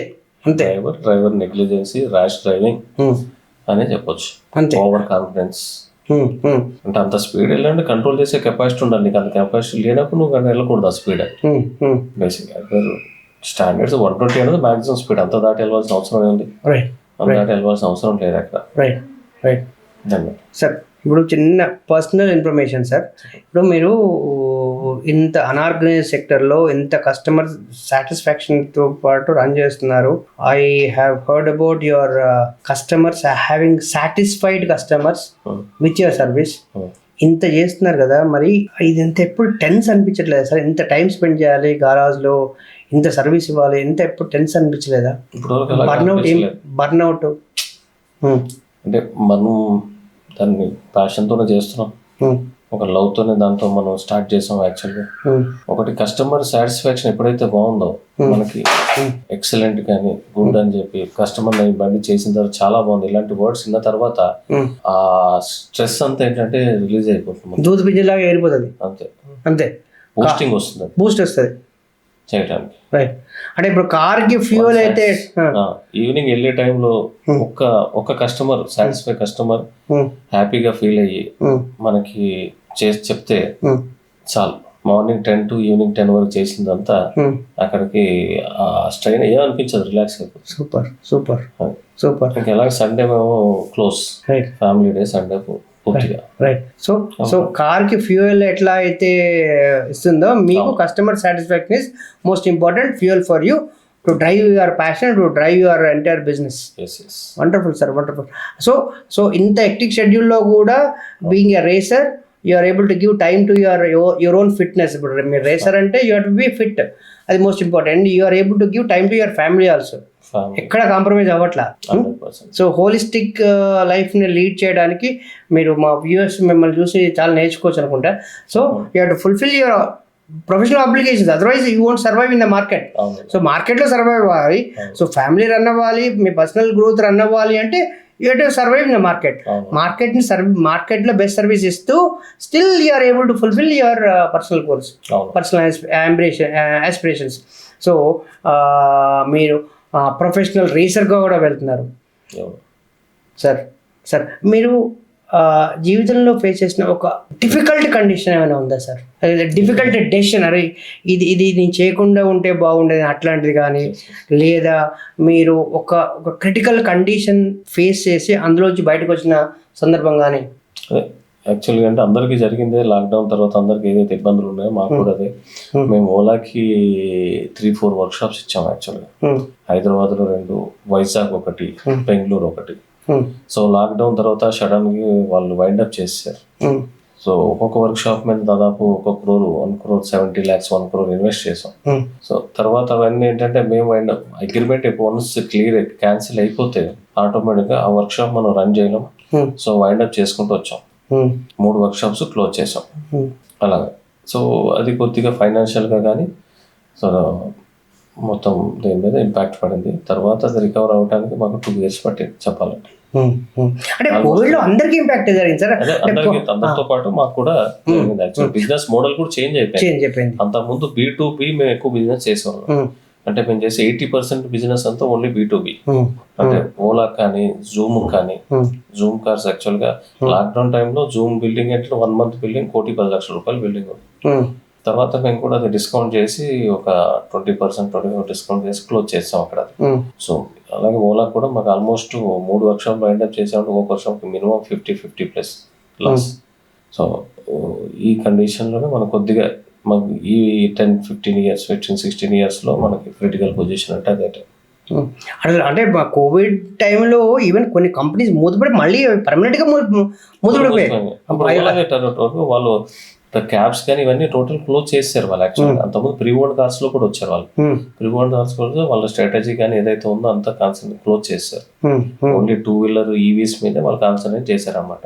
ఇవన్నీ దాని అంటే అందరికీ లాస్. యాక్చువల్ వాళ్ళకి కూడా ఇంపాక్ట్ పడింది. లాస్ వల్ల వాళ్ళ ఇన్వెస్టర్స్ కూడా అంతా దానివల్ల టోటల్ మార్కెట్. సో అది లాస్ అయిన తర్వాత కూడా మీరు నిలదొక్కుని మళ్ళీ 2026 లో ఇంత వైబ్రెంట్ గా ఉన్నారంటే కమెండబుల్ పర్ఫార్మెన్స్. అంటే మార్కెట్ లో అంత బాగా నిలదొక్కున్నారు మీరు. ఈ ఇయర్ ఇప్పుడు 3 వర్క్ షాప్స్ ఓపెన్ అవుతున్నాయి యాక్చువల్గా. ఓకే. సో ఈవెన్ అంటే మీరు మన previous conversation you are also moving so EV adoption వస్తే నా గ్రోత్ ఎలా ఉండాలి, మా కంపెనీ గ్రోత్ ఎలా ఉండాలి కూడా మీకు ఆల్రెడీ ప్లాన్స్ ఉన్నాయి. ప్లాన్ చేసుకుని ఆన్ ద ప్రాసెస్ లో ఉన్నాం. Year and process. Okay. First కానీ టీసర్వ్ కానీ ఇవన్నీ Toyota hybrid technology EV technology. Okay. We are sending training purpose గురించి అందరినీ టెక్నీషియన్స్ కూడా మోటివేట్ చేస్తున్నాం. ట్రైనింగ్ పంపిస్తున్నాం మనం. Okay okay okay okay. ఇంకేమైనా లాస్ట్ పీస్ ఏమైనా మీరు ఏమైనా చెప్పగలరా మా వ్యూయర్స్కి? ఏం ఓన్లీ అంటే మేము ఈ ఫీల్డ్లోకి వచ్చింది ఏంటంటే హార్డ్ వర్క్తో వచ్చాం యాక్చువల్గానే. హార్డ్ వర్క్తో ఈ పొజిషన్కి వచ్చాం. యాక్చువల్గా ఎవరైనా కొత్తగా బిజినెస్ పెట్టాలనుకున్న వాళ్ళకి ఇన్వెస్ట్మెంట్ ఇంపార్టెంట్ కాదు, మనం ఉండాలి అక్కడ వర్క్షాప్లో. ఎక్స్పీరియన్స్ కానీ మనం ఉండి చూడాలి. అదొకటి. న్యూ వెహికల్స్ తీసుకునే వాళ్ళకి యూజర్ వెహికల్ తీసుకుని వెహికల్ చెక్ చేసుకుని మనం పర్మిట్ చేసుకుని తీసుకోవాలి వెహికల్స్ కానీ ఏదైనా. Thank you sir. Thank you so much for your time sir. So ఇంకా చాలా క్వశ్చన్స్ ఉన్నాయి, మళ్ళీ ఇంకొక ఎపిసోడ్ చేద్దాము. So this is a very big subject sir. So within the limited time, so we will go with another sir. Thank you sir. Thank you so much for your time. Right sir. Thank you sir. Thank you.